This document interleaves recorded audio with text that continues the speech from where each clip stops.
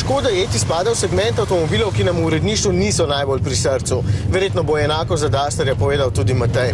Za takšne vodne ovire je seveda super in za kakšno smučarijo tudi, ampak samo štirikolesno gnana različica.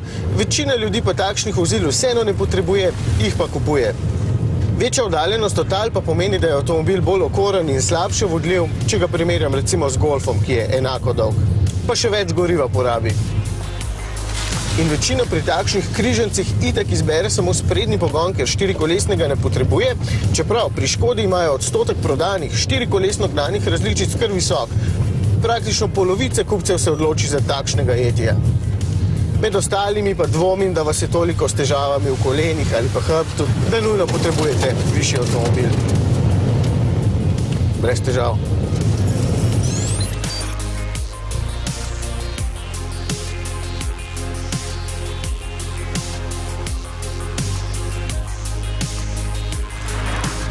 Je pa res, da samim avtomobilom ni čisto nič narobe. Dejansko se mi zdi Yeti eden najbolj prepričljivih, če seveda potrebujete takšen avtomobil.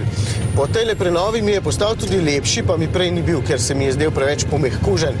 No, te ostre linije in led luči spredaj se mi zdijo bolj možate, zato mi je avtomobil bolj všeč, zlasti tale, ki ima paket Outdoor, ki je tudi nov.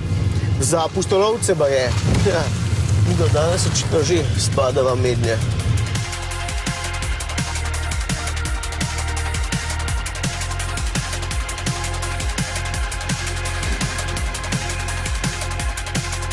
Ok, dovolj peska in vode, grem pogledat proti Gorenjski, če je kaj snega, je samo ta žalost.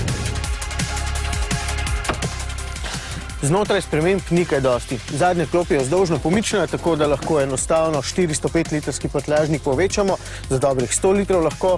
Sicer pa je Yeti itak eden najbolj prilagodljivih avtomobilov v svojem razredu. Bom pokažem zakaj. Toliko zank, predalčkov, predelnih sten in ostalih drobnarij nima praktično noben tekmec. Evo, še lučko ima, če se boste po noči podili po brezpotjih. Medtem, ko se vozim po lepi cesti, vam lahko povem, da bi vseeno hotel imeti mehkejše blaženje. To je dejansko tista težava višjih vozil, o kateri sem govoril. Ker je težišče višje, mora biti blaženje bolj čvrsto, da je lega zanesljiva. Ampak potem pa kakšno neravnino slabo prežveči. Še vedno presenetljivo dobro, ampak ni pa perfektno.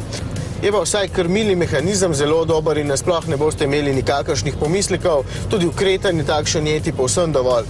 Sam bi imel tole prestavno ročico raje nekoliko višje, ampak to so že nepomembne osebne preference.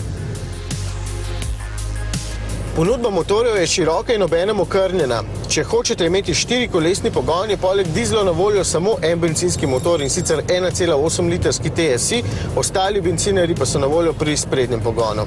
No, tega poganja dizelski motor, ker takšnega izberete praktično vsi, 2-litrski z 81 kW, sta pa na voljo še dve močnejši različici. Ampak tale je samo malo bolj zmogljiv od Matejevega tamle za menoj.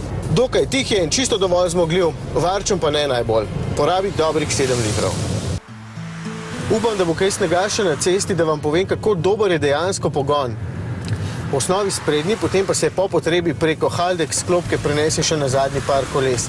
In dela vrhunsko, smo ga že večkrat preizkusili in nismo mogli verjeti, kako zelo dobro deluje in kam preleze Yeti.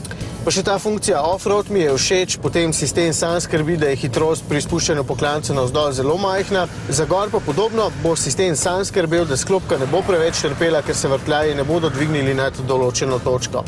S tem je Yeti dejansko eden najbolj prepričljivih terenskih križancev.